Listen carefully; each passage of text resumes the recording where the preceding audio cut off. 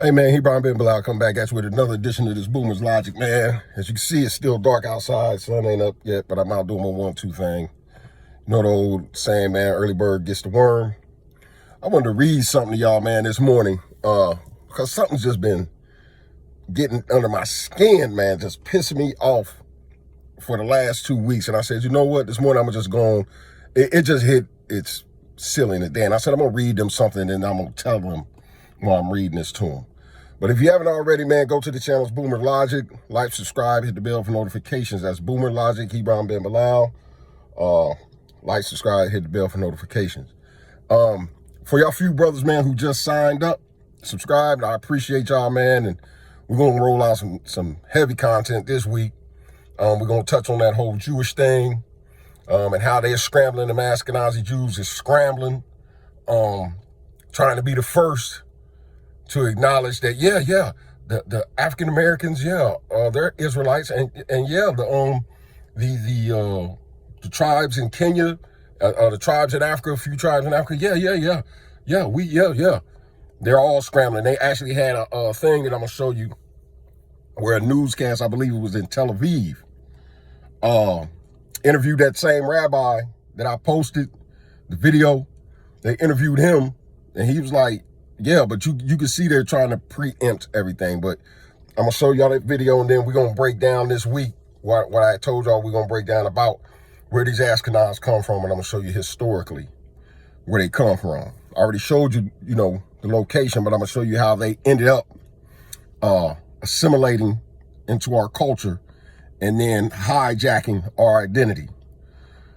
But, man, let's get to this, man. I want to read this to y'all, man. It's out of the book of Isaiah, chapter 4, verse 1. And it's a reason that I'm going to read this to y'all, and I'm going to break it down for you. So, Isaiah chapter 4, verse 1, I wrote it down so I didn't have to paraphrase. I'm going to give it directly to you. So, if you want to go back and read it, look at it. Isaiah chapter 4, verse 1 says, "And in that day, 7 women shall take hold of one man, saying, we will eat our own bread and wear our own apparel. Only let us be called by your name to take away our reproach." This is Isaiah chapter 4, verse 1. Now, my reason for reading this, man, is first and foremost, it's 3 things. Now, this particular prophecy is talking about when Israel is restored back to us as a nation of people, right?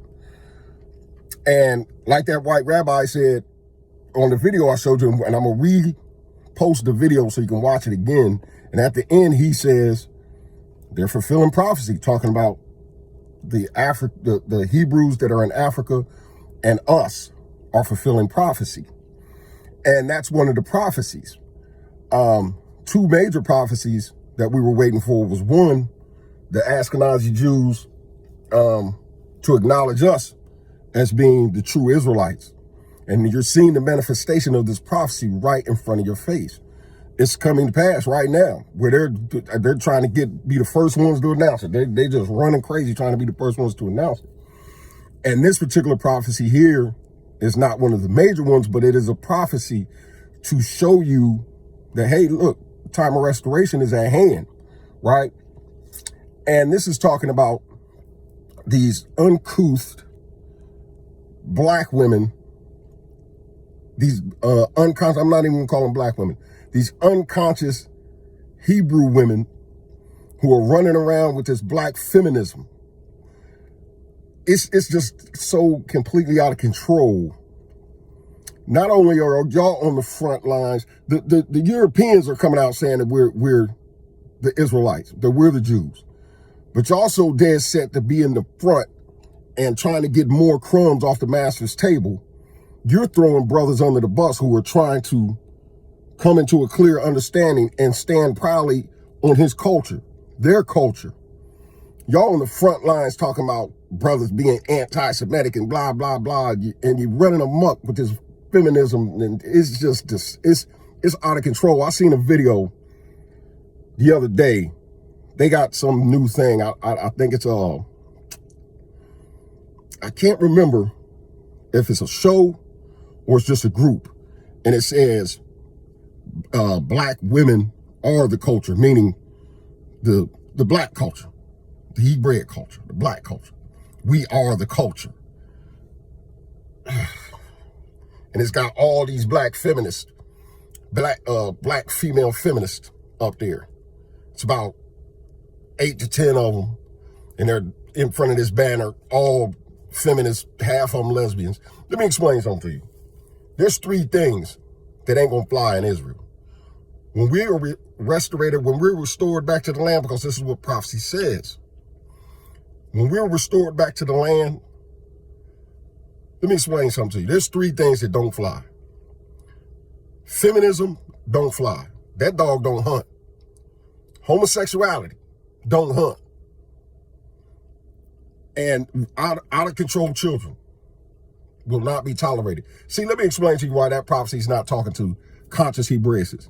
Because they're already doing those things. They're already cooking in their own ovens. They're already clinging to their man. They don't have reproach on them because they have Hebrew husbands who are teaching and educating them. So that's not talking about them. They're already in a position of submission. You black women, you unconscious Hebrew women out here running crazy, attacking black men like it's a game, man, and it isn't a game. It's disgusting. It's deplorable.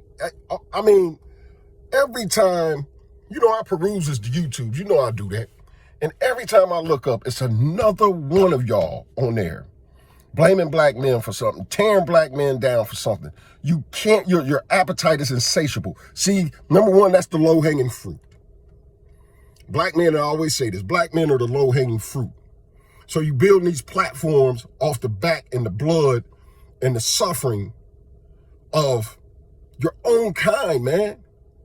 It's disgusting. And now you're standing up, dressing like men, acting like men. You hate men, but you want to be men. It's disgusting, man. And then you run around talking about the culture is you. How in the hell is the culture you and black men established and built this culture? KRS-One, Russell Simmons, Run DMC. They created this culture. D-Nice. These men created this culture.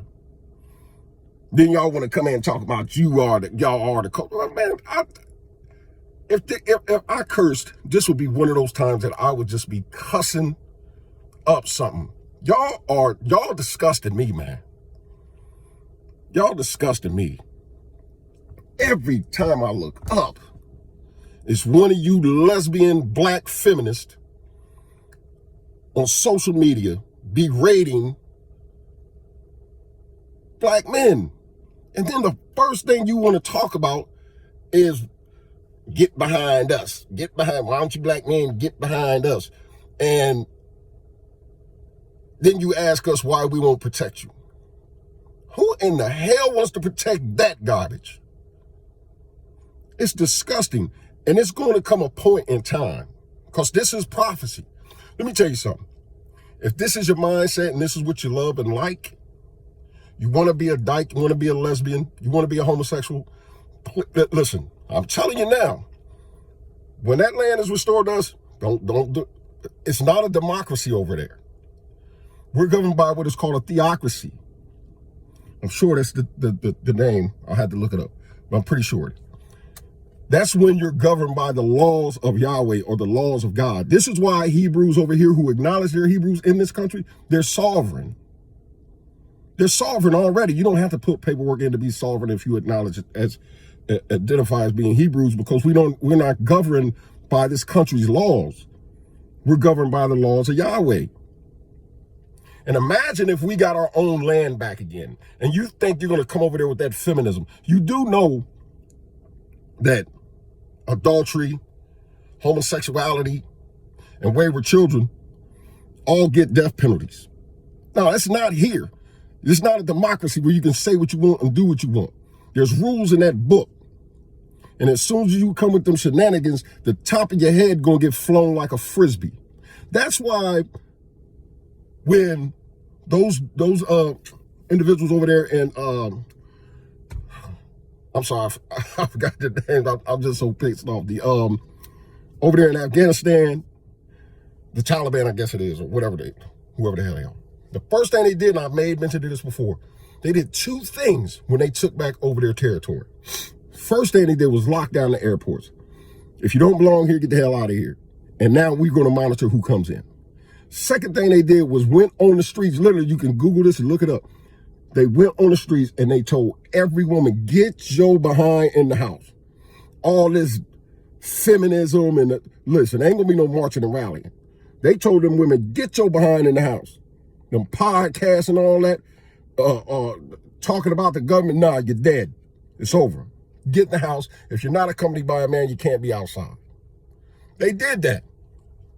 And that's the first thing that's going to happen. And you got to understand that the Torah, or the first 5 books, the rules and regulations that govern us, put men in the front. And it's not the reverse. It puts men in the front. It puts the level, it puts all accountability on the man. All the responsibility falls to the man. All of it. If that nation fails, it's because the men failed it. You ain't gonna be marching and rallying talking about equality. You ain't gonna be on no podcast talking about how you hate black men.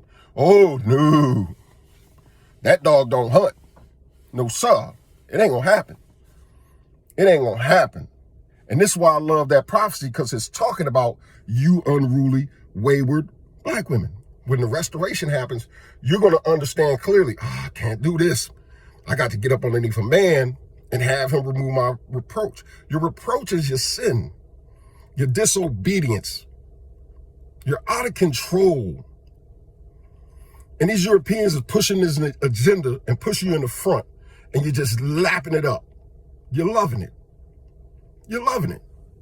But you know what comes when you talk about them. They spank you and put you back in your corner. And y'all understand this now, so you don't do it. So you always go for the low-hanging fruit. And that's what you've been doing. But when Isaiah 4, chapter 4, verse 1 kick in, baby, oh yeah, yeah. And those days is coming.